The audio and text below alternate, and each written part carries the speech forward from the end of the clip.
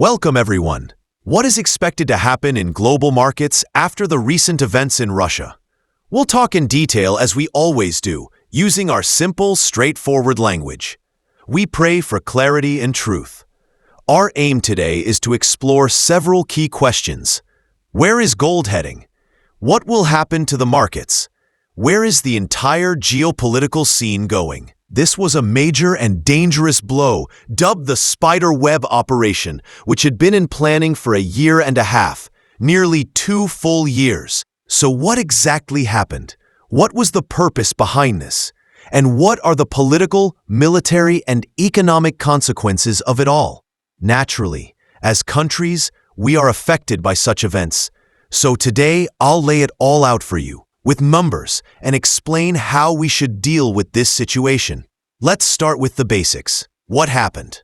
Zelensky, undoubtedly with strong support from Western and American intelligence agencies, because there's no way such a massive operation could happen without them, launched 462 drones at once, the largest number of drones ever launched simultaneously. They struck airports, they hit warplanes that were parked, inactive, literally sleeping at the bases. It was a scene reminiscent of the 1967 defeat, a crippling blow. But as we saw back then, by God's grace, we regrouped and fought back, which led to the great comeback of 1973, supported by the United Arab stance we've often discussed. But this strike, this one was devastating. Imagine your military aircraft being destroyed on the ground. The planes were completely exposed. Putin had become overconfident, soaking in arrogance and excessive trust. And that overconfidence led to past mistakes, like the attacks on Nord Stream 1 and 2, and the strikes deep into Russian territory, all of which went unanswered. He kept saying it was all tactical and never took decisive steps, despite having the arsenal, including options for limited nuclear operations. He simply didn't use them. So naturally, when your enemy sees no reaction from you, they escalate. They start planning the next blow. Some people are now asking, Dr. Reda, are you siding with Putin? No, it's not about Putin. Let's clear the confusion. Who started it? Who violated whom? Who's truly at fault? Let's go back to the early 90s, after the Soviet Union collapsed. They tricked Mikhail Gorbachev, who had embraced the perestroika policy in 1989, leading to the breakup of the USSR. Countries wanted independence, and the West told Russia, "You're part of Europe now." In 1990, the London Conference was held, attended by global leaders like Margaret Thatcher, George H.W. Bush, François Mitterrand, and many others. They coddled Gorbachev, flattered him, and made him feel welcomed as part of Europe. Documents recently declassified and revealed by top German and British newspapers show what was promised. Russia, you'll be part of Europe, and NATO will not expand eastward. It ends here. No Eastern or Central European country will join NATO. That's what was said. That's what was promised. But what actually happened from 1994 to 1999 and beyond? Dozens of countries like the Czech Republic, Slovakia, Romania, and others joined NATO. The expansion didn't stop, not until 2014. That's why, when Putin came to power and saw that these promises had been broken, even after they had promised Russia a potential seat at the NATO table, he realized the betrayal. So what did he do? He took Crimea. He realized that Ukraine was being used as a puppet.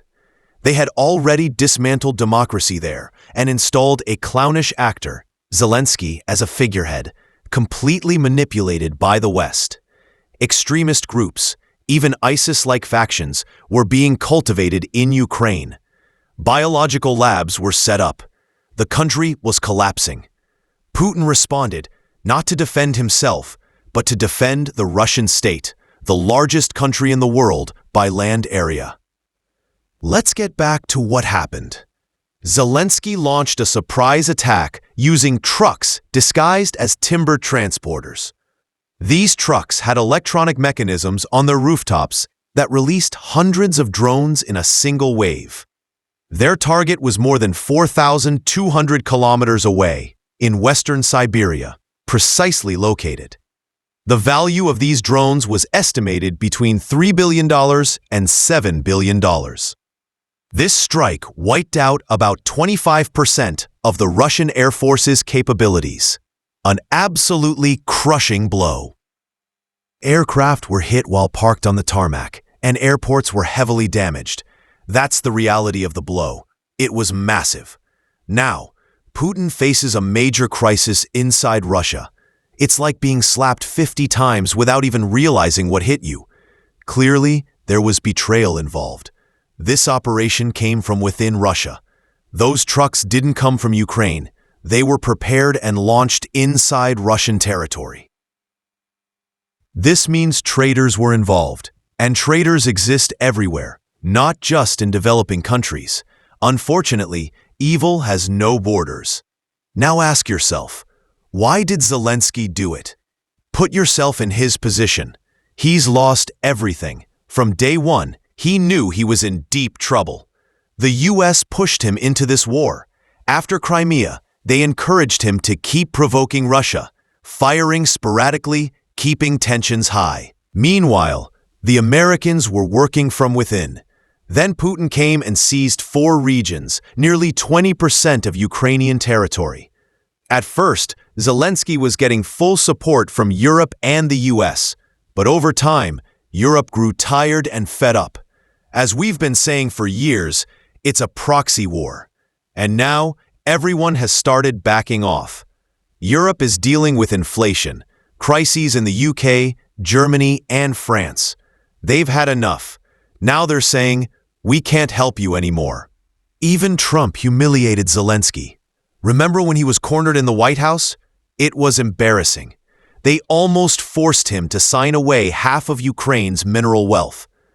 They treated him with disdain and mockery. Even during the Pope's funeral, he was dragged into a small room and made to sign an agreement. They took advantage of the fact that Ukraine is rich in rare minerals, mainly controlled by China. The US is looking for money and resources. They go to Ukraine for minerals, to the Gulf for trillions. And now they're preparing for Canada and Greenland. All of this is part of a plan to rebuild America's dominance in the world. Just look back to the promises of the 90s, and now compare. International relations are built on interests, strategy, betrayal, and manipulation. And when you put all that together, it becomes clear what Zelensky saw. Even Trump, even Europe, abandoned him. The one who made me sign and give away half of Ukraine's mineral wealth now seems to be backing off and doesn't want to be involved anymore. All recent news suggests that Trump is stepping away from the issue, basically saying, burn if you want, all of you. Yet, who started the fire? It was the US, so they left Putin to deal with it alone. Putin then proposed a peace agreement, and they met in Istanbul. Plans were in place for a summit between Putin and Zelensky. But what did Zelensky do? He flipped the table. Why? Because he felt betrayed. He saw that everyone had sold him out. He realized he had nothing to lose. He's now threatened by his own people, who might turn against him. Remember what happened to Ceausescu in Romania? The Ukrainian people might do the same. He's led the country into a war. Hundreds of thousands have died, and the nation's wealth has been divided. Trump took half, Putin took the other. What's left of Ukraine? So he decided, if I'm going down, I'm taking everyone with me. That's why he pulled off that massive drone strike. He has nothing left to lose, but may win something from the chaos, like a global firestorm similar to World War II. Once everything's burning, he won't lose more than he already has. Put yourself in his shoes. Everyone has rejected you, and you've ruined your country. This is how someone like him might act. So, why did he do it? We've explained. What are our expectations for Putin's response? The truth is, this was a severe and dangerous strike, and it certainly won't go unanswered. He must show the Russian people that this isn't something you do to Russia. You might try this with anyone, but not with Imperial Russia under Putin. So Putin has to satisfy his people with a strong response. He recently captured a village and is pushing further.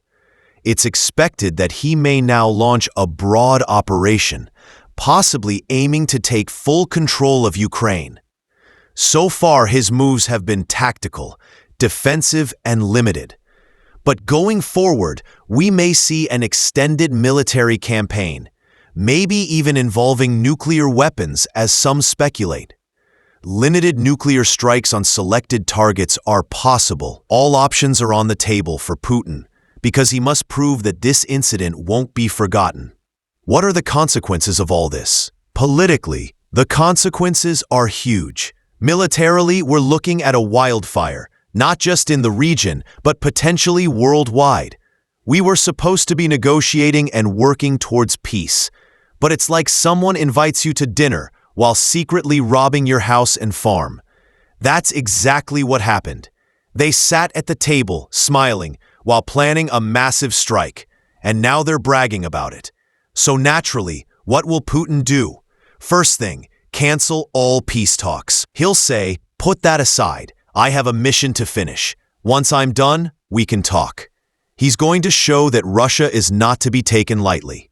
Politically, expect stronger ties between Russia and its allies, especially China, North Korea, the BRICS countries, and others who see what's happening. They view it as, "You broke your promises. We were getting closer to Europe. We had Nord Stream 1 and 2. We were integrating economically. But America doesn't want a rival. The US wants dominance. Divide and conquer. Destroy Europe, weaken Russia, because Europe had become a serious competitor with the euro. Even today, there's talk in Europe about the euro becoming the global reserve currency. And where does that leave the dollar? That's why America plays these games. So what will happen? Expect covert strategic cooperation between China and Russia to increase, not out of love for Putin, but because if Putin falls, the West will turn to China next. Despite Trump's sweet talk to Putin, calling him my friend, the truth is Trump dreams of crushing him. And once that's done, it'll be China's turn. China understands this well, and so expect serious coordination behind the scenes, leading to devastating strikes against Ukraine as a form of punishment. The crisis could escalate. Hidden conflicts may surface. Each side wants to show strength so that when it's time for negotiation, they're in a solid position. Putin won't sit at the negotiation table anytime soon, not after this massive blow. So yes, peace talks are off. On the economic level, sorry for the long talk, as I predicted in my post yesterday, gold will surge. Gold is returning as the ultimate safe haven. After dropping recently, it's expected to shoot up again. Why? Because of strikes, disasters, and firestorms. We also expect the prices of grains and food commodities to rise, especially with the Black Sea region, Bosphorus Strait, and Turkey potentially being affected. Put Turkey aside. Everyone's backing off now. This strike hurt Russia like nothing before. It was a real blow. It's like what we experienced in our own June defeat. We were crushed, but we didn't die. That pain gave us determination to live or die fighting. Putin is trying to draw from that same spirit of Russian resilience. So expect grain prices to rise. This sends a message to all countries importing grain from Ukraine, Russia, or the region. You need to reevaluate your strategies. Stock markets? A major crisis is expected. Price shocks, demand shocks, stock prices dropping, currency issues. The dollar is being hit from every direction. Global economic crises are expected as a result of these events. And the most affected will be poor countries, those that depend heavily on external sources. Take us, for example.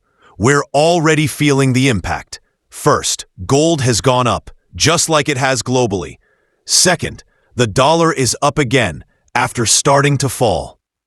This shows the danger of having an economy that relies on the outside. The only solution is to build self-sufficiency based on local production. We must remove all barriers, not just talk. I want to see real action, facilities ready, things working on the ground, processes completed before even going online. That's how we become resilient to shocks. The dollar rising is natural. It's because of fears that imports will become more expensive. Production costs and supply chains are all being affected. Major economic shifts are coming. We'll keep you updated. And again, thank you all for your support and prayers. May God bless our connection, accept our efforts, and make this work purely for His sake. Happy holidays to you all.